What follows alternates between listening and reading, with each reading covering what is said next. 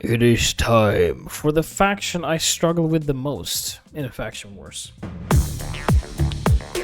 It is none other than Bannerlords. This is a sort of react video. And I was going to talk about the faction a little bit, my own personal perspective on Bannerlords and my favorite champions, and you know, talk a little bit about the faction in general. So hopefully we learn some lore. Grab your popcorn and we'll learn together.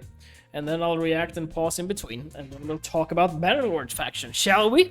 Alright, hope you guys have your popcorn, otherwise then just, pause. Get some soda. Let's go!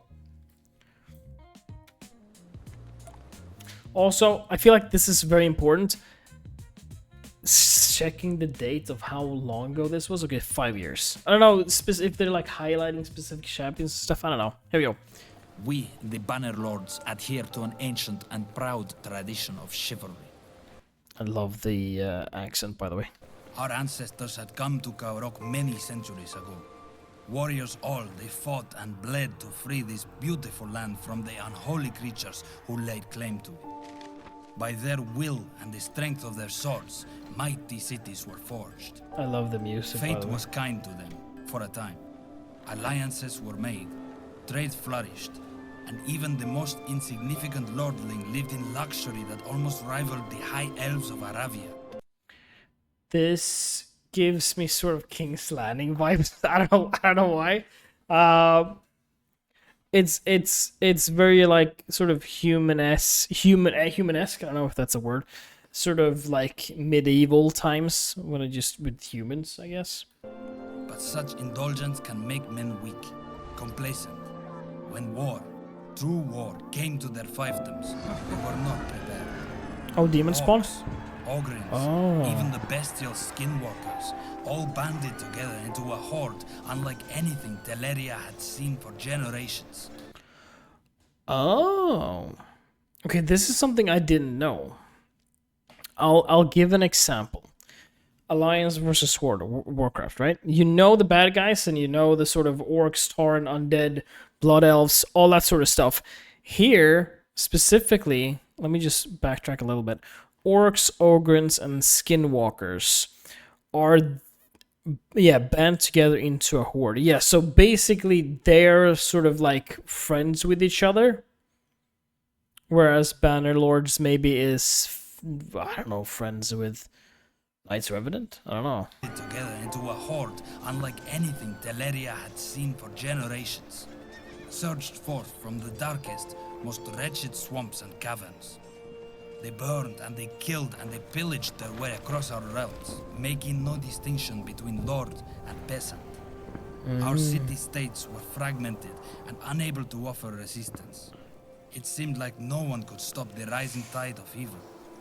Who's this? Mikey could. Michelangelo. Hell yeah. Until from the land of rebirth rode forth a champion. Who's this guy? Aselin the Stalwart, to whose banner flocked knights from far and wide.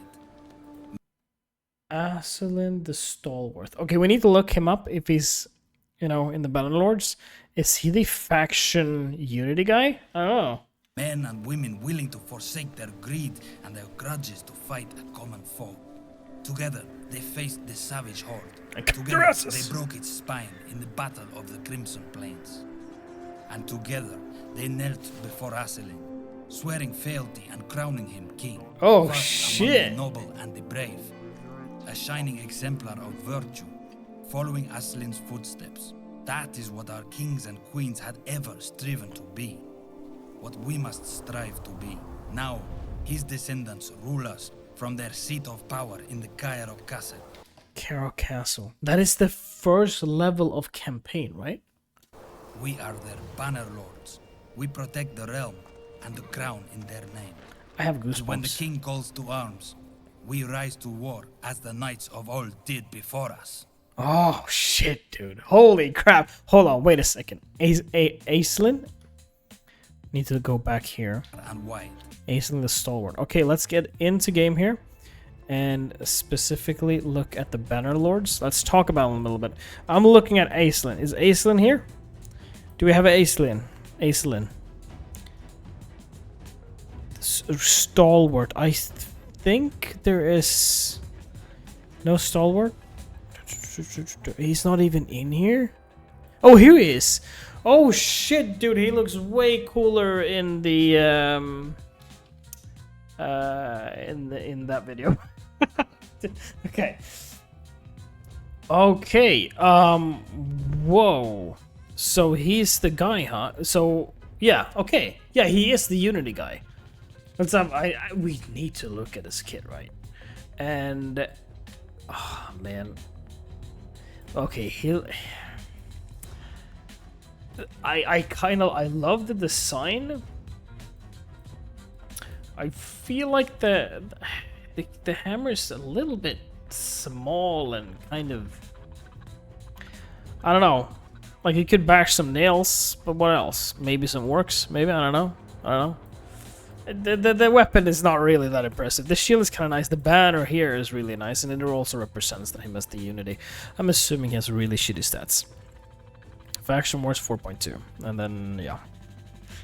All right, let's go through his kit, shall we? We have A1, Hammer of Kaerok, attacks one enemy, has a 50% chance of placing a stun debuff for 1 turn, and this increases up to 75%. Will ignore 25% of the target's resilience if this champion is under a shield buff. Yeah. Okay. Yeah, okay. Shield Crush. Heals all allies by the total value of all shields on all allies, then removes all shields from all allies and then attacks all enemies. The damage dealt by this attack is equal to the total value of the shields removed. Damage cannot exceed 1000% of this champion's defense. 10% heal, 10% heal books down to 3 turn. That's a very cool ability. But I really hope this slaps like a truck, because if it doesn't, you're basically removing defense, shields and everything. You do heal, but you also remove, I don't know. If it slaps, then I'm fine with it removing shields. Then we have the A3. Behold the banner. Places a shield buff equal to 30% of this champion's HP on all allies for 2 turns, and a 50% ally protection buff on all allies except this champion for 2 turns. If you have one faction ally, instantly activates this skill whenever an ally is revived. Will not put the skill on cooldown. If there are multiple champions on the team with this skill, only one will activate. Yeah, okay. Then with 2 faction allies, also places a block damage buff on this champion for 2 turns, and then with 3, buffs placed by this skill cannot be removed. Ooh, so it's like a built-in protection thing.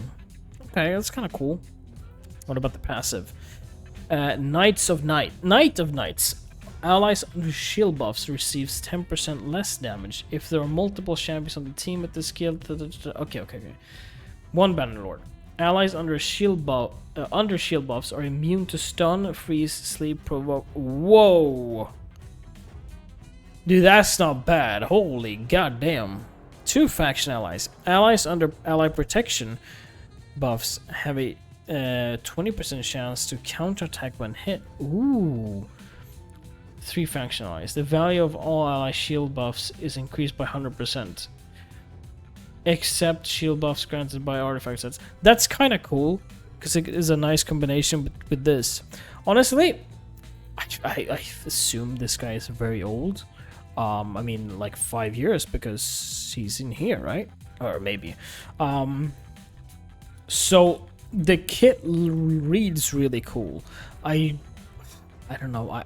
If we get him, I obviously will try him out. But I've never even heard about this guy, right? And this guy's a Unity champion as well. But okay, that's pretty cool. Now we know more. This guy saved the Bannerlord's ass. Hell yeah. Now let's talk a little bit about well, our faction, the Bannerlords. We personally are struggling big time with this.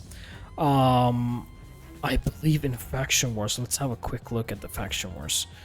It is where is it? About 45. That is super yikes. We have Donnie. We have Mikey, which is helping a lot. Quintus is also doing some decent damage there. Septimus, we haven't really tried. I would love, dude, I would love, Mariska would probably do so much for my faction wars. Same with Taurus, oh my god. Like, there are specifically, like, we don't have a lot of champions. Oh my god, Titus as well. Honestly, I feel like we maybe just be a little bit unlucky with the champions. We have most of the epics. We recently got Stagnite. There's just not enough support or revivers. But I haven't really looked into it that much either. Is this guy a reviver? No, she's not. I don't know if we have any reviver here. But that is definitely something that we're lacking in the Baron Lords. Maybe here? No. So yeah, I don't know. A reviver would be really, really good. An AoE reviver for that. Which, hello, Mariska. Oh my god, would be so good. But yeah, I feel like that is one of the reasons why we're struggling. If you guys look at this and go like, oh, you should definitely try this guy for faction wars, then I will definitely do that. Because, I mean, come on, we want Lydia. This is probably, yeah, this is the faction we're struggling with the most. Kaja would also be really nice, because she has an AoE revive. I feel like if we have that combined with Mikey and Quintus, that's the damage, that's the support, we're good. Yeah, Titus is also on my list, sort of like wanted list there, but Celia would be also really, really cool, but you know, Void. We've been super lucky with Voids recently, so I don't think we're gonna pull any cool Voids for a long time. But yeah, okay, that is very cool. Ronda is here. Hell yeah. She recently had a fight, I think, in the UFC. Anywho, yeah, that's Faction Wars. For my just favorite picks in Faction Wars, I mean, for Legendaries, it's Mikey. Quintus is kind of nice as well. Mariska and Taurus, both of these guys would be like top pick. These are the ones I want. Edward would be really nice, but you can't really get him anymore. Cecilia, Titus, and Kaja, those are the ones that I'm like drooling over. The rest, you know. Ragling, but let's not forget her with a 9-piece Mercurial. I believe she is one of the best champions with a 9-piece Mercurial. The reasons being that this champion is immune to block active skills, debuffs, and cooldown increasing effects. Maybe that is why. Yeah, I don't really know why. Excuse me? A 2-turn fucking revive? Maybe that is it. Oh my, it removes all buffs. Okay. Yeah, okay. We didn't, okay. Yeah, okay. Yeah, okay. I understand why she's really good. Yeah, holy shit, that kid is really nice. Alright guys, that was Faction Wars.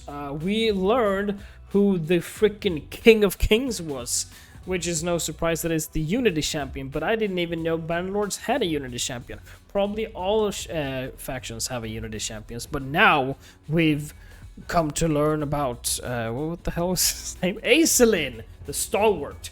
He looks like an old... old Nubraids. And that's a nice thing, because he's a king, right? Yeah, so that's a nice thing. I don't mean to, like, bash him. Look at this guy. He's a freaking king with a fur on his shoulder and a banner, and yeah. Yeah. This is probably gonna be Nubraids in 40 years. Yeah. Yeah, okay. What's that? It would be like, what, 70 then? Maybe 20 years. 20, yeah. Yeah, okay. Okay. With that being said, I put videos out every 1 to 2 to 3 days. If you like this sort of content, let me know with a like and subscribe. And other than that, I'll see you guys next time.